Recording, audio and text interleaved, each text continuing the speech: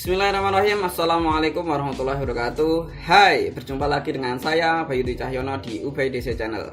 Teman-teman, hari ini kita ada konten baru buat kalian yang suka di dunia buku. Bayu mereview buku.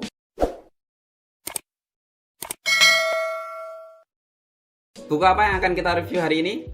Tada! Filosof Juga Manusia, karya Fahrudin Faiz. Buku ini salah satu buku karya Dr. Fahrudin Faiz. Beliau adalah salah satu dosen di Fakultas Usuluddin dan Pemikiran Islam UIN Sunan Kalijaga, Yogyakarta. Sekaligus pengasuh ngaji filsafat di Masjid Jenderal Sudirman atau MJS Yogyakarta di Jalan Raja Wali nomor 10 Kompleks Kolombo. Buku ini adalah salah satu buku karya beliau yang diterbitkan dari penerbit Masjid Jenderal Sudirman Jalan Kolombo itu tadi. Hebat ya, masjid punya percetakan. Buku ini bisa kalian dapat dengan harga Rp60.000.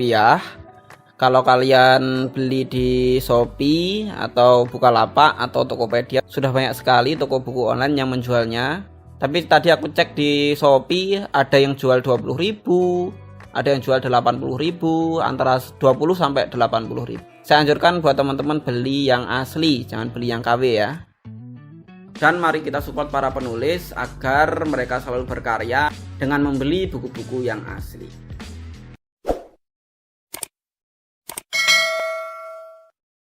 Dr. Fahrudin Faiz ini pernah menulis buku-buku serius dan serius sekali, seperti Filosofi Cinta Khalil Gibran tahun 2002, Hermeneutika Qur'ani, Antara Teks, Konteks, dan Kontekstualisasi tahun 2002 juga, Hermeneutika Al-Quran, tema-tema kontroversial tahun 2005, Risalah Patah Hati tahun 2004, UIN Sudah Murtad tahun 2007, Menyusuri Sisi Gelap Cinta, Aku Bertanya Maka Aku Ada tahun 2004, Thinking Skill tahun 2012, Sebelum Filsafat tahun 2014. Dan buku ini sendiri diterbitkan tahun 2016 kan?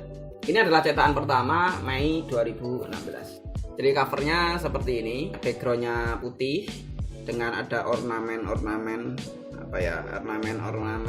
agak kecoklatan gitu di luarnya. Kemudian dalam tulisan, kemudian ada tulisannya Filosof Juga Manusia di pojokan atas. Sini ada logo MJS Masjid Jenderal Sudirman Kolombo. Kemudian di depannya ada karikatur. Aku nggak tahu ini karikaturnya siapa, kayaknya sih menurutku ya, nanti mungkin persepsi dari teman-teman berbeda. Menurutku sih ini ada Aristoteles, Plato, dan Socrates, atau tapi aku nggak tahu kalau yang pakai kacamata Mahatma Gandhi atau Jean Paul Sartre. Kemudian ada bawahnya ada tulisannya Fahrudin Faiz. Kemudian dari belakang warnanya ada putih kuning ya, yang atas putih, yang atas putih, kemudian yang bawah kuning, yang atas ada Filosof Juga Manusia Fahrudin Faiz. Kemudian yang belakang saya bacakan, jika dianalogikan dengan film India, maka buku ini adalah intermission, fase jeda saat cerita utama masih panjang sementara kita sudah mulai capek menontonnya. Jadi buku ini diimpikan oleh penulisnya sebagai penghilang penat, pengusir jenuh. Setelah berjejal teori, bertumpuk konsep, kita paksakan masuk ke kepala. Hari demi hari, waktu demi waktu. Ya, betul sekali teman-teman. Kalau kita berbicara tentang filsafat, selalu akan muncul di kepala kita sesuatu yang rumit, sesuatu yang ribet, sesuatu yang mudah dibikin susah, sesuatu yang berdebat, sesuatu yang bertele-tele, sesuatu yang muter-muter nggak jelas. Itu yang muncul di kepala kita ketika kita mendengar kata filsafat. Maka sebenarnya buku ini menjadi masa jeda ketika kita jenuh, ketika kita penat dengan teori-teori filsafat yang dipaksakan berjejal masuk ke kepala kita. Nah, ini adalah salah satu masa jedanya. Jadi agak santai gitu. Jadi pembahasan bukunya itu emang agak santai. Kalau di agama ada buku-buku yang membahas tentang Sirah Nabawi, kemudian ada juga Sirah Sahabat. Nah, mungkin kalau dalam dunia filsafat ini bisa kita sebut sirah filosof gitu ya. Jadi isinya cerita-cerita bahwasanya orang-orang filosof itu juga manusia. Ya ada kalanya dengan kekurangannya, ada kalanya dia salah, ada kalanya dia punya sifat yang sifat yang manusiawi. Daftar isinya apa saja? Buku ini daftar isinya cukup sederhana ya, cuman isinya tentang nama-nama tokoh filosof yang di situ diceritakan pemikirannya, kehidupannya, dan cerita-cerita yang mungkin lucu atau cerita-cerita kejadian-kejadian yang penting dalam kehidupannya, atau bahkan cerita yang tidak penting juga dalam kehidupannya. Mungkin dunia percintaannya, atau mungkin ketika dia ngajar di kampus, atau mungkin ketika dia memandang sesuatu, itu di sini ada penjelasan seperti itu. Ya, jadi itu teman-teman untuk buku ini lumayan bagus lah, ringan tapi berbobot. Gimana ya, ringan tapi berbobot? Ya, ini cukup cocok buat kalian pemula yang ingin masuk ke dunia filsafat, atau apa ya?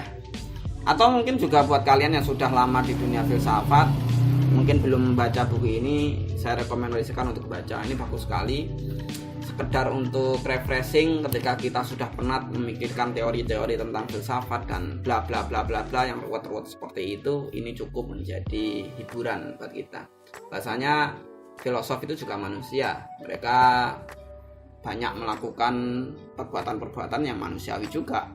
Ada kalanya dia salah, ada kalanya dia berbeda dengan pemikir pada umumnya, dan sebagainya. Itu semuanya sih normal-normal saja. Jadi saya sarankan buat kalian yang baca buku filsafat itu jangan kemudian kita harus ngikutin alur pemikirannya dia, enggak usah. Tapi kita coba membaca, kita coba mengerti bagaimana beliau-beliau itu berpikir, kemudian kita analisis, kita konsepkan, kita padukan, kita komparasikan dengan wawasan keilmuan yang sudah kita miliki. Nah, itu bagi saya cara yang tepat untuk membaca sebuah buku filsafat.